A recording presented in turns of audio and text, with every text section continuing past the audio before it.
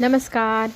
तू हिरे माझा मितवा या सिरियलच्या आजच्या भागामध्ये आपण पाहत आहोत. इथे अर्णव आणि ईश्वरी मिळून अंजलीसाठी छान स्वयंपाक वगैरे करत असतात. दालबाटी बनवता बनवता इथे चटका बसतो अर्णवला. मग ईश्वरी त्याच्या बोटांना फुंकर घालू लागते आणि पुन्हा एकदा ते स्वयंपाक करू लागतात. आता इथे ईश्वरीला तळताना तिला भाजल्यासारखं होतं.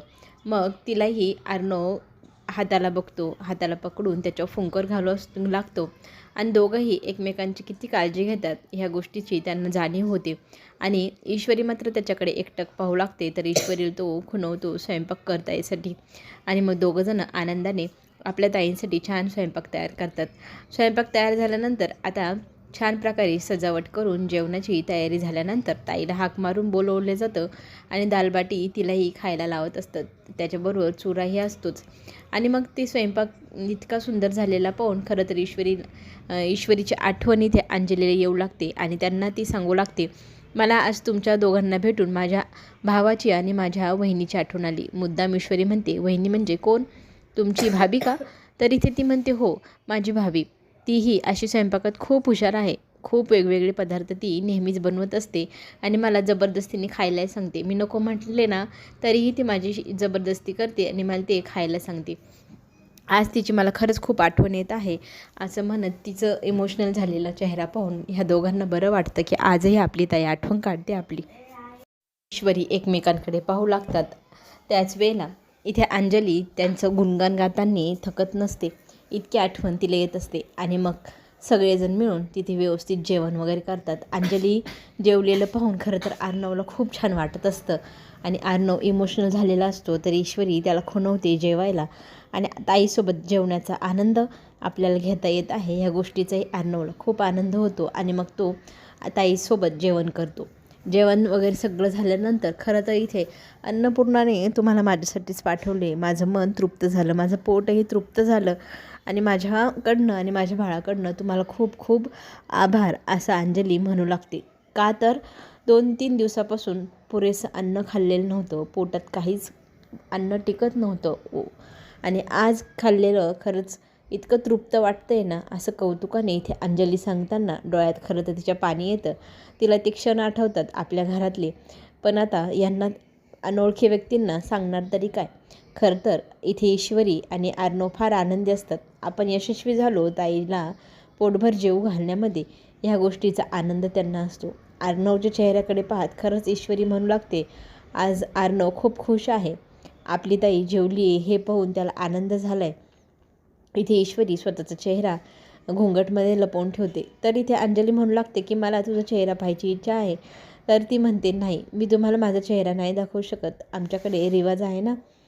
आणि त्यावेळेला मग हे निघायची गोष्ट करू लागतात. तर अंजली लगेचच हळदी कुंकू लावते असं म्हणू लागते. ईश्वरीला टेन्शन येतं, हळदी कुंकू लावताना ताईने माझा चेहरा पाहिला तर इथे अंजली म्हणू लागते की तुम्हाला आता घुंगट थोडंसं हटवावंच लागेल. पण इथे ती म्हणते, नाही माझे हुकूम माझ्यासमोर आहे तर मी माझं घुंगट नाही हलवू शकत, तर मीच माझ्या हाताने हळदी कुंकू लावून घेते. असं म्हणत ती स्वतःच्या हाताने स्वतःला हळदी कुंकू लावते. अंजली त्या दादाला मग छान प्रकारे कुंकुम तिळक देते. खरंच इथे ना आता अंजली ताईला ईश्वरी म्हणू लागते की तुम्ही 2 जीवाशी आहात आणि तुम्हाला वॉमिटिंग होत असते, तर मी तुमच्यासाठी काही दिवस डबा पाठवते. तर ती नकार देत असते. इथे ईश्वरी त्यांना म्हणू लागते की प्लीज ताई तुम्ही नका म्हणू नका, तुम्हाला इतका त्रास होतो, तुमच्यासाठी माझा जीव इथे कळवळतोय आणि आपणच आपली मदत नाही करणार तर कोण करणार? प्लीज मी तुम्हाला डबा पाठवत जाईल, तर तुम्ही खाल का? तरी त्या अंजली पहिले नाही म्हणते, नंतर खूप आग्रह केल्यानंतर ती त्यांना होकार कळवते आणि मेसचा डब्बा आहे, हवं तर तुम्ही मला पैसे द्या पण असं नका म्हणू नका. असं म्हणत ईश्वरीने आता बळजबरी अंजलीकडनं होकार मिळवलेला असतो आणि आता ताईची कायमची जेवणाची सोय झाली या गोष्टीचा आनंद अर्णव आणि ईश्वरी दोघांनाही असतो. अंजलीला बरं वाटत नसतं म्हणायला हो, पण आता ह्या दोघांनी खूप आग्रह केला आहे, मी तुझा भाऊ आहे मोठा तर माझं ऐक, हा डब्बा घे असा हट्ट केल्यामुळे आता अंजलीला होकार द्यावा लागलेला असतो आणि आशीर्वाद इथे ताईकडे अर्णव मागू लागतो. तर ताई म्हणते, तुमच्यावर सगळ्या इच्छा पूर्ण हो, तुम्हाला आयुष्यात कसलीच कमी राहू नये अशी इथे आशीर्वाद अंजलीने दिलेला असतो. अर्णवला फार आनंद वाटत असतो. अंजली मात्र आता पूर्ण दिवस गेला तरीही राकेश आलेला नाही, त्याच्यामुळे टेन्शनमध्ये असते. बघता बघता दुसरा दिवसही गेलेला आहे, तर अजूनही आलेलं नाही. तर वॉचमॅन विचारतो की साहेब आले नाही, आपण कंप्लेंट करायची का? तर ती म्हणते नाही, त्यांचा जॉबच तसा आहे. 2-2, 3-3 दिवस ते कधी कधी येत नाही. आणि यातलं नव्हे, तुम्ही चिंटूला पण काहीच सांगू नका. आजच्या दिवस आपण वाट पाहूया, उद्या बघू काय करायचं ते, असं म्हणत ती वॉचमॅनला जाऊन झोपायला सांगते. आता वॉचमॅन ठीक आहे म्हणत ताईचा मानराव ठेवतो आणि तिथून निघून जातो. आता अर्णव ईश्वरी बाहेर थोडंसं लांब अंतरावर गेल्यानंतर एकमेकांशी गप्पा मारत असतात. खरं तर ईश्वरीला खूप छान वाटत असतं दाढीमुशांमध्ये अर्णव. ती त्यांना म्हणत असते की नका काढू, तुमचे हे दाढीमुशी छान दिसत आहेत ना तुम्ही, रुबाबदार असे राजस्थानी. तर इथे तो म्हणतो मला फार इचिंग होती त्याची, मला खूप खाज येते. तर ती ईश्वरी म्हणते की तुम्हाला हा ड्रेस खूप सुंदर दिसतोय, तुम्ही याच्यात भारी दिसताय. आणि सेम कमेंट आता अर्णव ईश्वरीच्या पेहरावाला पाहून करतोय की तू ह्या गुलाबी ड्रेसमध्ये एकदम गुलाबी जयपुरी दिसते आणि खूप सुंदर असं बोलणार, त्याच वेळेला तो शब्द अडकवतो. तर ईश्वरी त्याला म्हणू लागते मला आवडेल तुमच्या तोंडून माझं कौतुक ऐकायला, अर्ध्यातच का थांबलत तुम्ही? अर्णव तिच्याकडे एकटक पाहत असतो आणि ती गोष्ट अर्ध्यातच ठेवून मग गाडीत बसा, तो उशीर होतोय असं म्हणत तिला घरी चल म्हणू लागतो. ईश्वरी म्हणते ठीक आहे, आज नाही बोलले तर एक दिवस बोलालच. आणि आपली अंजली इथे वाट पाहत असते, अजूनही तिचं नवरा आलेलं नाही, ह्या गोष्टीचं टेन्शन तिला असतं. आणि काय करावं हे तिला सुधरेनच असतं. दरवेळेचं झालं यांचं, पण ह्या वेळेला 2 दिवस उलटून गेले, सोबत पण कोणीच नाही. ह्या गोष्टीने बिचारी सारखी तळमळत असते. राकेश मात्र मज्जा करतोय त्याच्या नवीन मैत्रिणीसोबत. ॲश चालली तिच्यासोबत. आता ती सोडवायला आलेली असते राकेशला चाळीबाहेर. आणि त्याच वेळेला अंजली बाहेर असल्यामुळे तिची नजर त्या बाईच्या गाडीकडे पडते. इथे राकेश तिच्याशी गोड गोड बोलताना हसताना दिसत असतो. त्या दोघांमध्ये काहीतरी संवाद चालू आहे हे तिला दिसतं. तिला फार वेगळं वाटतं. माझा नवरा असं दुसऱ्या बाईसोबत, हे कसं शक्य आहे? पण दिसतंय डोळ्याला, त्याला नकार थोडी देऊ शकत.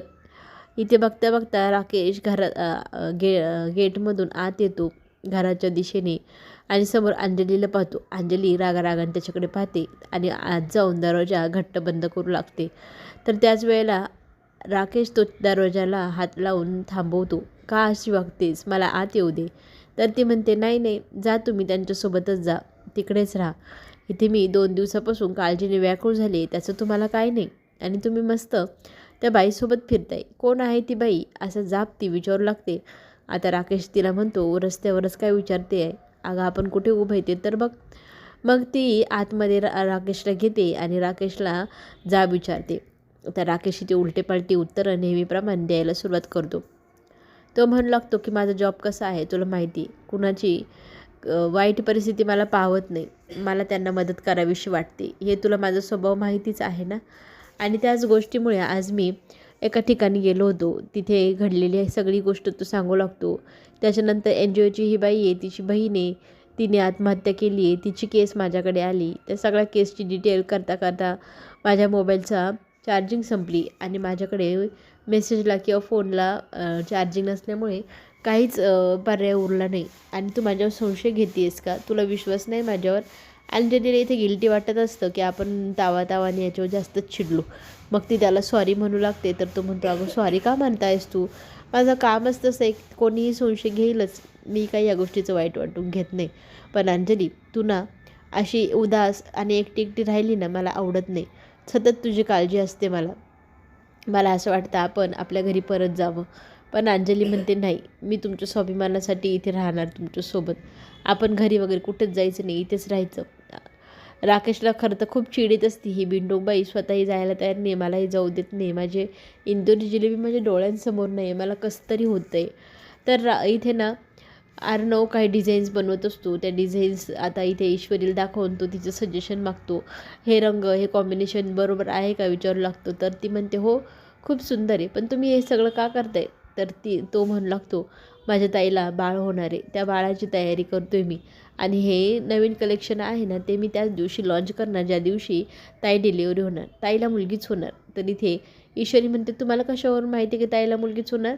मुलगाही होऊ शकतो, त्याचं नाव मी अंजन ठेवणार आहे.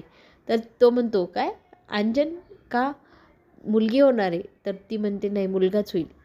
मुलगा होणार की मुलगी या गोष्टीवर दोघंजणं वाद घालतात. त्याच्यात नाव काय ठेवायची टिपिकल अशी वेगवेगळी नावं ते शोधून लागतात आणि सांगू लागतात. अर्णव म्हणतो की मी ना माझ्या भाचीचं नाव अन्वी ठेवणार, त्याच्यामध्ये माझ्या नावाचा उच्चार होणार. तर ती इथे ईश्वरी पण डोकं लावते आणि ती म्हणते की मी माझ्या भाच्याचं नाव ईशान ठेवणार, मग त्याच्यात ईशा येईल. ह्या दोघांमध्ये इथे वाद चालू असतो, कोणाच्या नावावरती कोणाचं नाव ठेवायचं आणि नाव काय ठेवायचं. अरे इथे ना त्याच वेळेला ईश्वरीचं रिमाइंडर मोबाईलचं वाजतं आणि ती म्हणू लागते की बरं झालं मी रिमाइंडर लावून ठेवलं आणि आता मला तिकडे जावं लागतं आहे त्या दुकानात, लवकर जाऊन येते मी. तरी ईश्वरीला अर्णव विचारू लागतो नक्की कुठे चालली आहे. तर ती सगळी ह्या घडलेल्या हकीकत सांगू लागते. स्केच आर्टिस्टने स्केच बनवले, ते स्केच आईने त्या आर्टिस्टकडनं घेऊन यायला सांगितले. मग त्याच्यावरनं आपल्याला कळेल ती बाई कोण होती.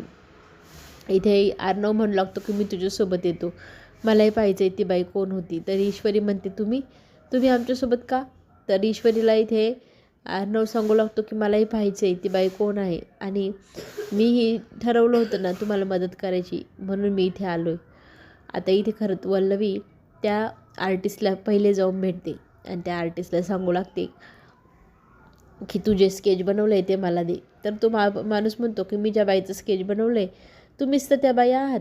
तर इथे वल्लवी म्हणते ती मला शोधत आहे आणि माझं स्केच बनवून घेतले, पण आता हे स्केच मला द्यायचे, तुम्हाला मी 50,000 देणार आणि थोडे दिवस गायब व्हायचं, इथे कोणाला दिसायचं नाही, दुकानही बंद करायचं, काही दिवस कुठेतरी लांब निघून जायचं. आणि तो स्केच आर्टिस्ट तयार होतो. पैशांसाठी तो दुकान बंद करून थोडे दिवस गावाला जायचं ठरवतो. त्या पद्धतीने आता त्यांनी वल्लवीकडनं पैसे घेतलेले असतात. वल्लवीच्या सगळ्या अटी शर्ती सांगितल्या गेलेल्या असतात आणि त्या सगळ्या शर्ती इथे तो माणूस मान्य करतो. आणि मग ते स्केच आता वल्लवीच्या हातात पडलेलं असतं. पैसे त्या माणसाने घेतलेले असतात आणि निघून गेलेलं असतो. त्या स्केचचे आता बारीक बारीकसे तुकडे इथे वल्लवी करू लागते. त्या तुकड्यांचा ती आता आनंद घेऊ लागते. असे वर फेकून त्या तुकड्यांमध्ये त्या पावसात जणू काही भिजते अशी भिजू लागते. बघता बघता तिने आता ईश्वरीला चांगलीच मात दिलेली. ईश्वरी आता यातनं काय मार्ग काढणार. ईश्वरी स्केच आर्टिस्टच्या दुकानात जाते. तिथे जाऊन पाहते तर तिथे ताला. मग इकडे तिकडे पाहू लागते, कोणी दिसत नाही. तर एक म्हातारा दिसतो, त्याला विचारायचं का म्हणत अर्णव आणि ईश्वरी त्याच्याकडे जातात. त्याला दुकानाबद्दल विचारू लागतात. तर तो सांगू लागतो की दुकानाचा मालक आत्ताच दुकान घाईघाई बंद करून महिन्याभरासाठी कुठेतरी चाललो आहे सांगून निघून गेला आहे. मग ईश्वरी त्या व्यक्तीला फोन लावू लागते, तर फोन स्विच ऑफ येत असतो. या सगळ्या गोष्टी काय आहे हेच तिला कळेना आणि तो माणूस आता महिनाभर येणार नाही ही गोष्टही तो ईश्वरी आणि त्या अर्णवला सांगू लागतो. मोबाईलवर कॉल करून पाहिलं तर मोबाईलही स्विच ऑफ येतो त्या माणसाचा. मग आता इथे ईश्वरी आईला फोन करून सगळी घडलेली हकीकत सांगते. ती आई म्हणू लागते की मी इतकी छान प्लॅनिंग केली होती, फोटोही तयार होता, फक्त रंग भरायचा होता म्हणून तो माणूस घेऊन गेला होता आणि आता तर फोनही लागत नाही. हे सगळं वियर्ड आहे. तो माणूस गायब कसं काय झाला, कोणी केला असेल, म्हणून इथे काळजी पडू लागते ईश्वरीला. अर्णव आणि ईश्वरी इथे प्रेमाने आईशी बोलत असतात. आईला समजावून सांगत असतात, काळजी करू नका, आपण दुसरा स्केच आर्टिस्ट बोलवूया आणि त्याच्याकडनं नवीन स्केच बनवून घेऊ आणि ते स्केच बनलं की आपल्याला पुन्हा एकदा ते सगळं परत मिळेल ना. तर ती म्हणते ओके, तुम्ही जसं म्हणताय तसं करू. दुसऱ्या दिवशी ईश्वरी आणि अर्णव हॉलमध्ये असतात. ईश्वरी हॉलमध्ये अर्णवला कॉफी देण्यासाठी आलेली असते. तर ती त्यांना विचारू लागते तुम्ही एवढं टक लावून काय पाहताय. तर तो सांगू लागतो की मी ना CCTV कॅमेरे बसवले त्या एरियामध्ये चाळीच्या आणि तिथे CCTVत काय चाललं आहे ते मी इथे बसून पाहतो आहे. अंजली म्हणते बढिया. मला ना ईश्वरी म्हणते हे खरंच खूप छान आहे, हे बढिया झाले, म्हणजे तुमची नजर ताईवर सतत राहणार.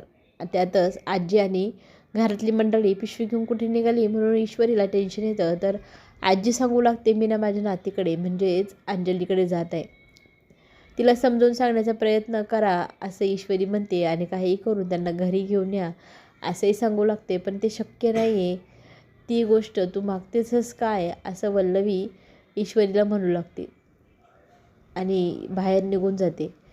ती निघून गेल्यानंतर आता लगेचच घरात गडबड सुरू होते की कोणी कुठे कुठे जायचं. तर अर्णवला विचारणार ते तर तुला यायचं का अंजलीकडे. तरी तो म्हणू लागतो की नाही, ताई माझ्याशी बोलत नाही, मी काही येणार नाही. अंजलीला समजवलं जातं, आता तू तरी घरी चल, तुझी डिलिव्हरी जवळ आली आहे, तू एकटी एवढ्या लांब राहू नकोस.